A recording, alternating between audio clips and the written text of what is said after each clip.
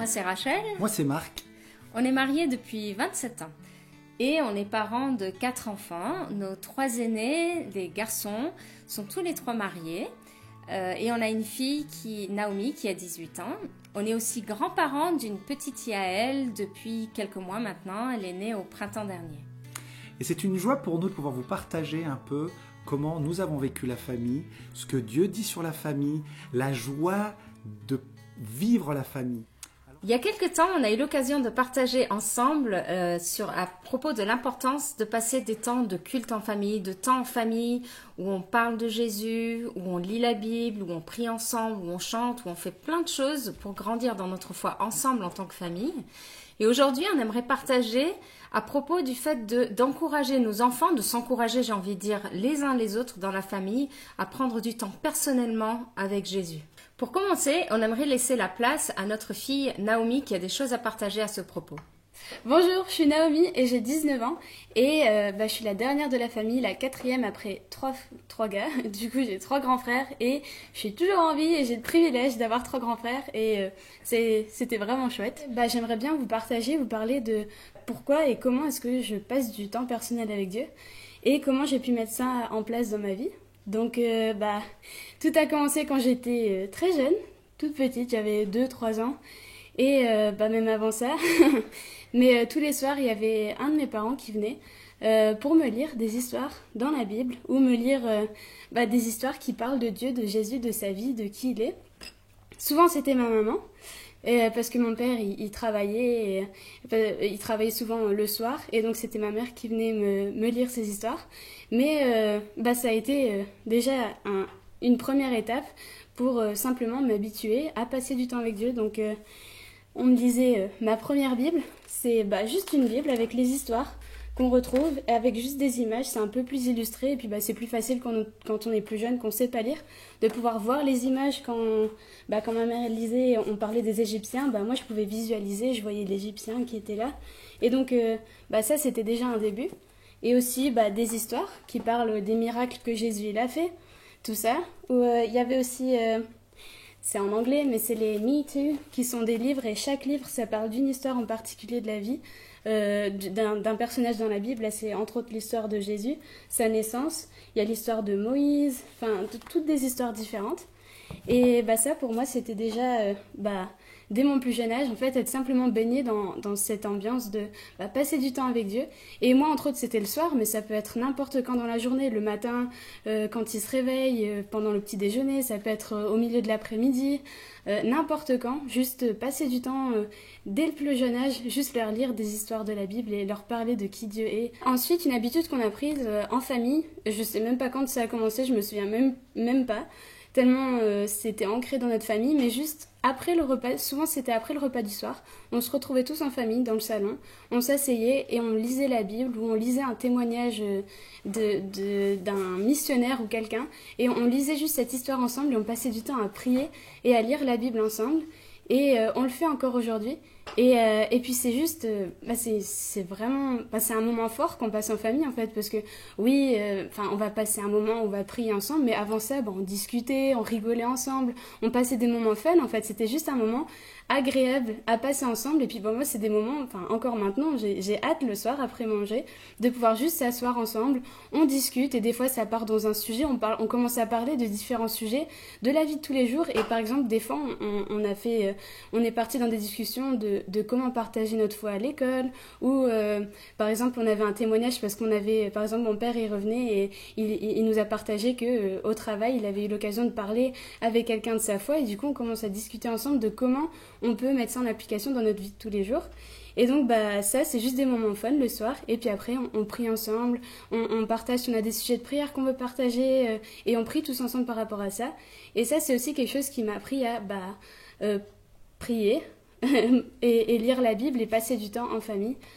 Et ça c'était vraiment quelque chose de fort pour moi, et qui est encore quelque chose que moi-même je voudrais mettre en place dans ma propre famille plus tard.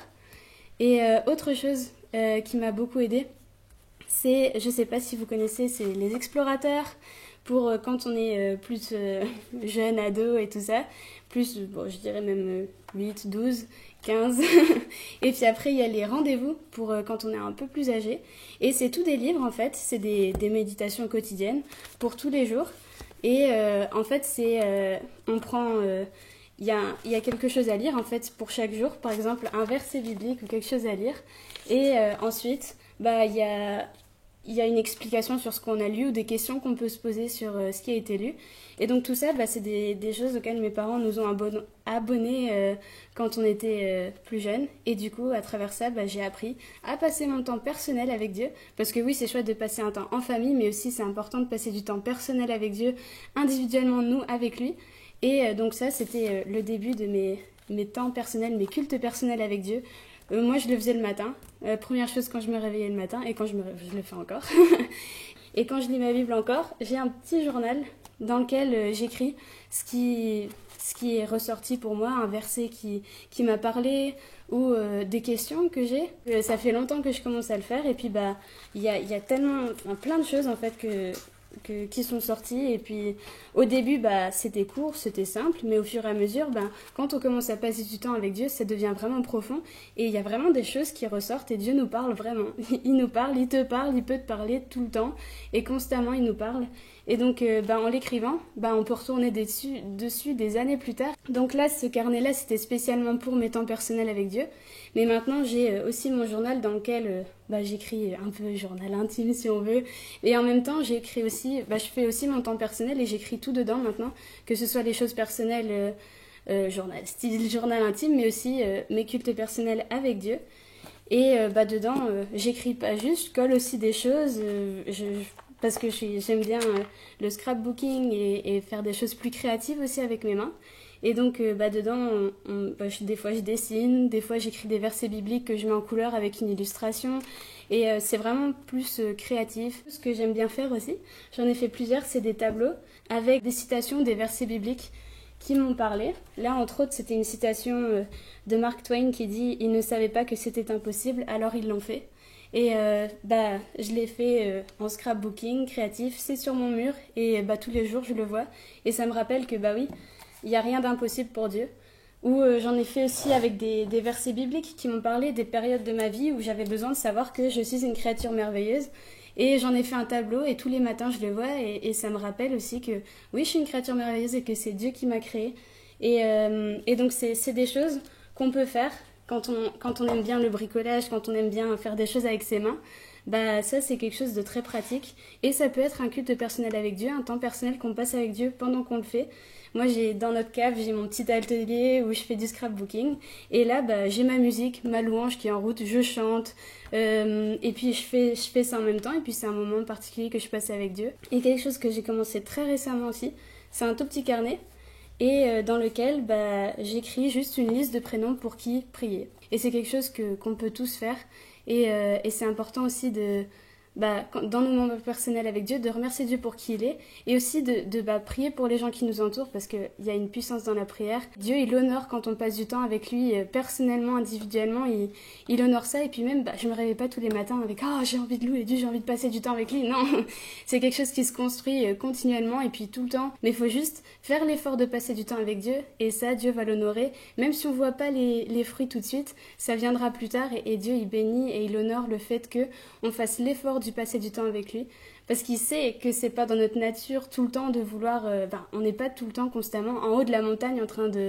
d'être en feu pour Dieu. On passe aussi par des moments dans les vallées où c'est plus compliqué, mais quand on fait l'effort dans ces moments difficiles, et même dans les bons moments, parce que souvent dans les moments, c'est là que les bons moments, c'est souvent là les moments les plus où plus facilement on va se dire tout va bien, j'ai pas besoin de Dieu. Mais là, même dans ces moments-là difficiles ou plus faciles, passer du temps avec Dieu, ça va juste construire notre relation avec lui, et ça va, il honore ça, et ça lui fait vraiment plaisir, et ça réjouit son cœur de te voir passer du temps avec lui tous les matins ou les soirs ou n'importe quand. Pour conclure cette première partie, j'aimerais juste vous remontrer 2 outils dont Naomi nous a parlé et qui l'ont aidé dans ces temps de culte personnel avec Dieu. Ces 2 outils d'ailleurs dont je me servais moi-même quand j'avais l'âge de Naomi ou quand j'étais ado et ensuite jeune. Donc l'explorateur, qui est un outil qui peut aider les jeunes à lire la Bible, à apprendre à lire la Bible. C'est pour les enfants qui ont entre 7 et 12 ans à peu près. Et ensuite, il y a le rendez-vous pour les ados. Je vous encourage en tant que parents à rechercher peut-être même, enfin c'est des abonnements, c'est quelque chose qui coûte, qui a un petit coût, j'ai envie de dire, ça coûte pas très cher, mais ça vaut le coup d'investir dans la vie de vos enfants aussi en utilisant des outils qui existent et qui sont vraiment très bons.